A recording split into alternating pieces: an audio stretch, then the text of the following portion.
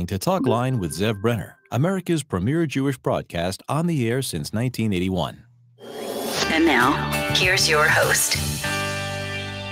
Welcome back to the program. I'm Zev Brenner. It's always a treat to have Rabbi Matti Seligson with us. He is the Director of Communications for Chabad Lubavitch, and this time of year, they're extremely busy. 6,500 meals be served. That's how many people are going to be participating in the Kinus HaShluchim, the gathering of Chabad emissaries from around the world. So, Rabbi Matti Seligson, thank you for joining us, because I know it's very, very busy with all these emissaries already here. They've been here, for about a few days at least, correct? Yeah, since Wednesday. Since Wednesday. And today, Sunday, is going to be the big photo shoot where you have all the emissaries are going to take a group picture. Yeah, it's an incredible moment. Just thousands of shluchim from around the world, all 50 states, more than 100 countries, standing together, posing for a photo. Actually, the Rebbe asked that they do that at the first shluchim conference in 1983, which had 65 shluchim attending.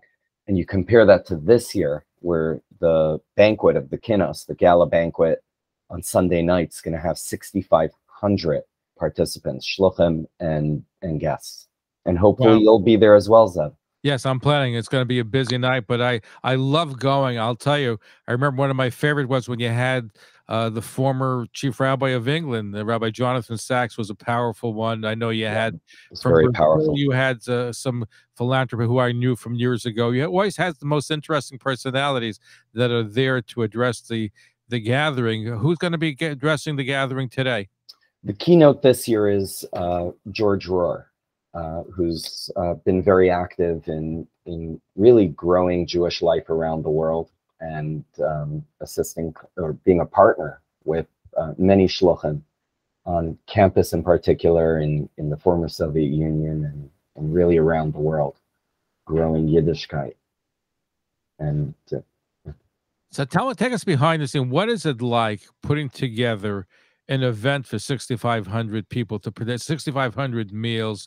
I know each year you have to change venue because you outgrow the place where you are. You used to be in Manhattan. I remember going in Brooklyn, and now you're in New Jersey. It seems like every year you have to find a new place. So what challenge is that? And is it easy to find places that will hold so many people and serve them a meal? No, it's a Herculean effort. I mean, 6,500 meals is just Sunday night. There are thousands of meals every day that are being served, 3 meals a day to shluchim, again, who are here from everywhere, the furthest corners of the world. But it's a huge effort annually, trying to find a space to accommodate the growing numbers of shluchim and guests, Baruch Hashem, that come to join, to be part of the Kinnos. For years, we've put on the Kinnos or the banquet of the Kinnos on some of the piers in Brooklyn. There was one year where it was on a pier in New York, and at various venues, like you mentioned, in Manhattan, and now in New Jersey for a few years at the Expo Center. But we're maxing out that space this year, and Be'ezus Hashem, it'll be even bigger and better next year, and the effort starts Monday morning to find a new venue and to start improving and making the conference and the event even bigger and better than this year or the year before. Wow. So how many shluchim, 6,500 people, of that number, how many of them are actually shluchim? The wives come separately. They have a separate shluchim conference for the women. So yeah, this is actually half of the conference. The other half takes place in February around Chaf Beis Shvat, the yahrzeit of the Lubavitcher Rebbetzin. And that's the conference for the women. But many thousands of the 6,500 are shluchim, more than 4,000 of them. In general, there are more than 5,000 shluchim couples or families all around the world, and almost all of them are here for the conference. Wow. What's your biggest challenge aside from finding the space for them? There are immense amount of of challenges that Baruch Hashem we overcome and surmount. There's 6,500 people in town. Many of them are staying in Crown Heights. Crown Heights is a relatively small community without a hotel, and they're just absorbed into the community as people are when they come for campus pagishas, as they call them, Shabbatons or teen Shabbatons. Thousands of teens and campus students come to Crown Heights, whether involved with Chabad on campus or C-Team. And the Crown Heights community opens their doors and hosts them. And it's really beautiful, really, really beautiful to see. Now, what happens, first of all, how do you get a lens big enough to photograph 4,000 or shluchim? That's my first question. That's a good question. Yeah, actually, it's been a problem. It's been evolving over the years. So initially, it was just a straightforward photo. Then they started using these fisheye lenses, and shluchim would sit or stand in a semicircle. And then they started stitching the photos together. I had an issue once where one year we gave the photo out to the media, and the media ran the photo, and afterwards they realized that it was stitched together, which meant that the photo was digitally altered. So they had to pull the photo, but it really is an iconic New York photo that appears in many of the New York papers, and TV stations come to report on the photo being taken, and it really represents the entire world. It represents a revival of Jewish life in places like Australia, in South America, and throughout the United States. And also in the photo, we're going to have many shluchim from Ukraine, some of whom didn't leave since the war began there, and really the Mesiras Nefesh that they have to serve the communities there that are sometimes under bombardment, to make sure that they have food, medicine, clothing, and shelter. And they're all part of this photo as well this year. In years past, the photo really reflected what was happening at the time. There were a number of shluchim that were there from Pittsburgh after the horrible assault there, and but it's really nice to have everyone together in one frame. No, really. Now, what happens if it rains? The picture is tomorrow. Actually, today it's Sunday. So, what happens if it rains? We have not had that problem since 1983. Wow, that's amazing. That's a miracle unto itself. Well, we live with miracles. No, that we do. And you see the devotion and the dedication. You mentioned Ukraine. What other far-flung communities are shluchim coming in from, where they may have difficulty coming in, whether it's an Arab country or, well, China? I know you have representation in China too. We were there. We were at the Chabad house there.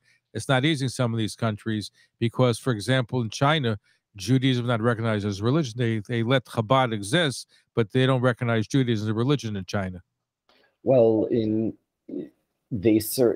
China, they serve the expat community, but there's shluchim coming from all over the world, and there are places and now there's the shliach to the UAE who's in town, shluchim coming from Uzbekistan. They're coming from Australia. Australia's a long flight.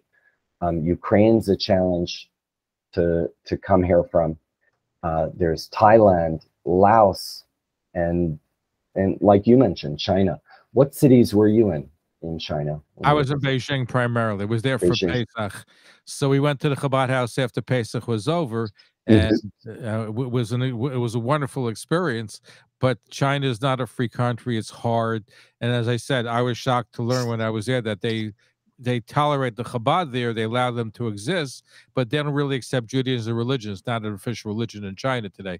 I'm not sure what that means overall, but I guess but that means if they want to shut down Chabad, they can, if they ever decide they want to do so, because it's not a religion that's recognized by the Chinese government.